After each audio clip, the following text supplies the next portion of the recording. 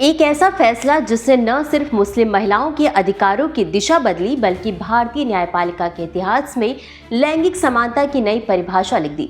मुस्लिम personal law में तलाक की बिद्दत, जिसे आम भाषा में ट्रिपल तलाक कहा जाता था, एक ऐसी प्रथा थी जिससे पति सिर्फ एक बार तलाक तलाक तलाक कहकर विवाह तुरंत खत्म कर सकता था, तुरंत, बिना वजह बताए, बिना कोई प्रक्रिया, बिना पत्नी की सुरक्षा की गारंटी। और नतीजा, हजारों महिलाएं अचानक बेघर, असहाय और अनिश्चित भविष्य की शिकार। कई दशकों तक यह प्रथा चलती रही और समर्थक इसे धार्मिक परंपरा का हिस्सा बनाते रहे।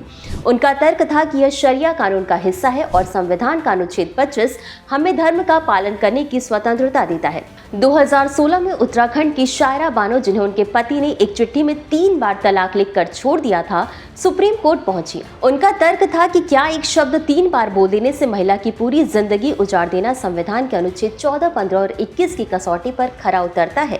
यहीं से यह बहस पूरे देश की बहस बन गई, क्योंकि मुद्दा सिर्फ तलाक का नहीं था, मुद्दा था धार्मिक प्रथा बनाम संवैधानिक अधिकारों का। लंबी सुनवाई के बाद 2017 में सुप्रीम कोर्ट ने 3:2 के बहुमत से फैसला सुनाते हुए कहा कि तलाक की बिद्दत असंवैधानिक है और ये प्रथा महिलाओं की गरिमा और समानता का उल्लंघन करती है और धार्मिक स्वतंत्रता किसी भी नागरिक के मूल अधिकारों से ऊपर नहीं हो सकती। लेकिन यहाँ एक अहम मोड़ भी आया। 2 जजों ने असहमति दर्ज की और कहा कि सुधार का रास्ता संसद के पास है, अदालत को धर्मशास्त्रों की व्याख्या में नहीं जाना चाहिए।